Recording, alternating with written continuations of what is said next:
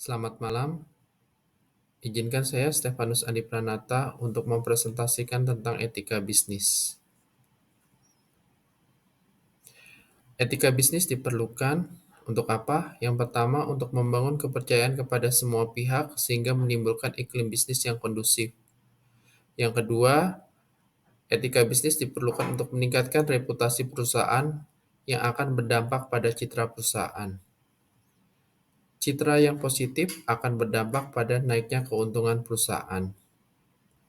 Yang keempat, praktek bisnis yang dijalankan sesuai dengan aturan dan syariah yang berlaku akan mengundang keberkahan dan rahmat dari Allah Subhanahu wa taala.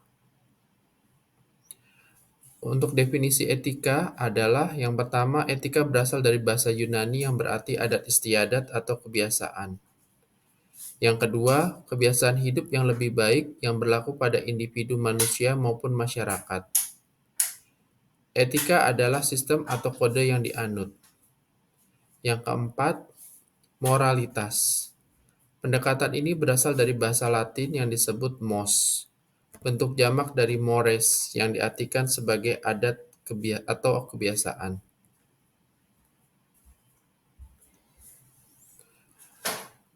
Etika atau moralitas disebut sebagai al-khuluq, istilah jamak dari al-khalaq yang diartikan sebagai kebiasaan manusia yang baik, mulia, dan diutamakan. Yang keenam, al-khuluq berasal dari kata dasar al-khalaq yang artinya menciptakan. Dengan demikian, seseorang dapat dikatakan bermoral atau berakhlak karena dia membiasakan diri dengan adat istiadat yang baik pula. Definisi bisnis adalah yang pertama suatu kegiatan yang dilakukan oleh manusia untuk memperoleh pendapatan atau penghasilan atau rezeki dalam rangka memenuhi kebutuhan dan keinginan hidupnya dengan cara mengelola sumber daya ekonomi serta efektif dan efisien. Bisnis adalah usaha dagang atau usaha komersial. Bisnis sendiri memiliki dua pengertian yang berbeda, yakni yang pertama bisnis adalah suatu kegiatan, yang kedua bisnis adalah sebuah perusahaan.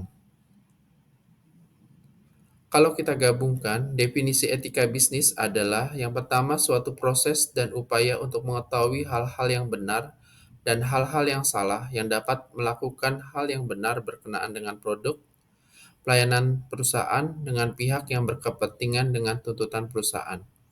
Yang kedua, mempelajari kualitas moral kebijaksanaan organisasi, konsep umum dan standar untuk perilaku moral dalam bisnis, berperilaku penuh tanggung jawab dan bermoral. Yang ketiga, merupakan suatu kebiasaan atau budaya moral yang berkaitan dengan kegiatan bisnis suatu perusahaan. Tujuan mempelajari etika bisnis yang pertama untuk mempelajari perilaku baik, moral maupun immoral dengan tujuan membuat pertimbangan yang cukup, beralasan, dan akhirnya sampai pada rekomendasi memadai. Yang kedua, menilai praktek manusia dengan menggunakan standar moral. Yang ketiga, memberikan pandangan tentang bagaimana bertindak secara moral pada situasi tertentu atau memberikan nasihat untuk perbaikan. Ada beberapa teori etika. Yang pertama, teori utilitarianisme atau teori yang memandang suatu perbuatan adalah baik. Baik jika membawa manfaat, tetapi manfaat itu harus menyangkut bukan saja satu atau dua orang, melainkan masyarakat keseluruhan. Prinsip utamanya adalah suatu tindakan dengan baik jika menghasilkan kebahagiaan atau kesenangan terbesar bagi jumlah orang banyak. Suatu tindakan dianggap buruk jika menghasilkan kesedihan atau penderitaan terbesar bagi jumlah orang banyak. Yang kedua, teori deontologi. Teori etika yang menilai suatu tindakan berdasarkan kewajiban atau prinsip moral, bukan berdasarkan konsekuensinya.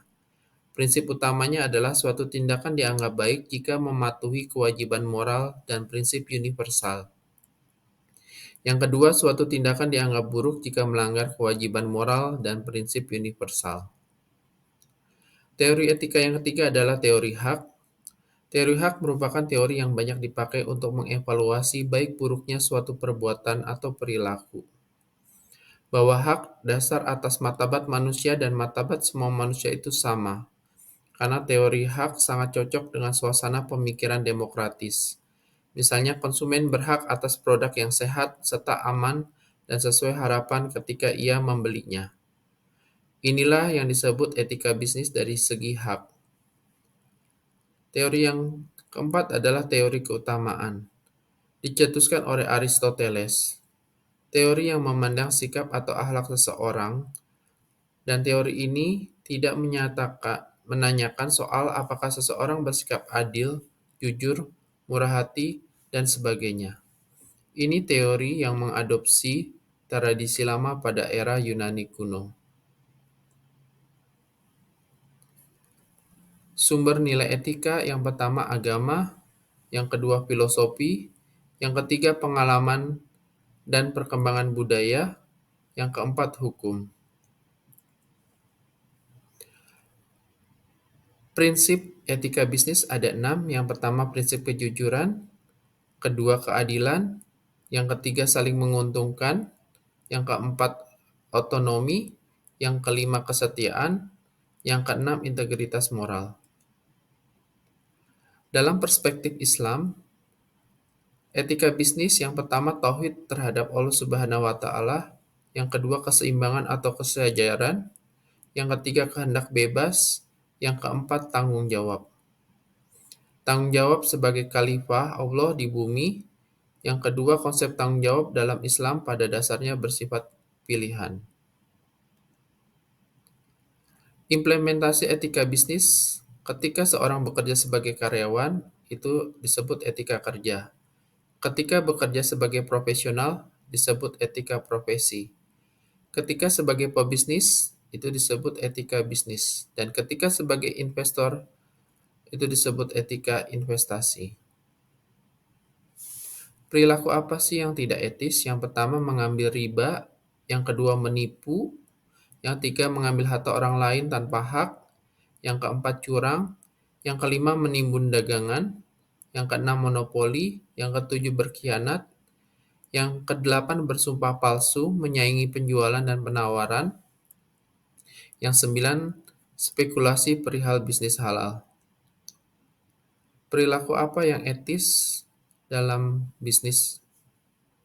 Dalam etika bisnis, yang pertama menjauhi bisnis orang atau kegiatan haram,